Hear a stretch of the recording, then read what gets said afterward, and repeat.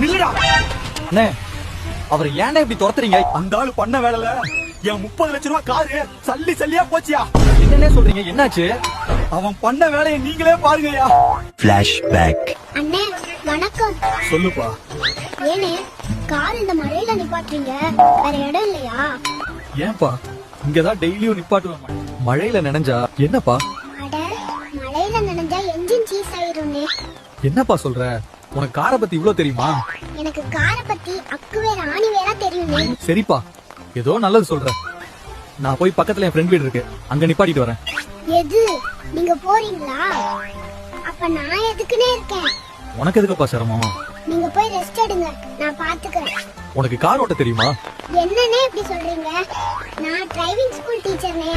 அப்படியா? இவ்வளவு நாள் இது தெரியாம போச்சே. சரிப்பா, ஏதோ அக்கறையா கேக்குற, போயிட்டு வா. என் ஃப்ரெண்ட் வீடு மேல இருக்குப்பா, நீ போய் அங்க நிப்பாட்டிரு, நான் சொல்லிக்கிறேன். என்னது மேல் வீடா? சரிண்ணே, நீங்க சொன்ன இடத்துல நிப்பாட்டிடுறேன். கவலைப்படாம போய் ரெஸ்ட் எடுங்க. A few moments later.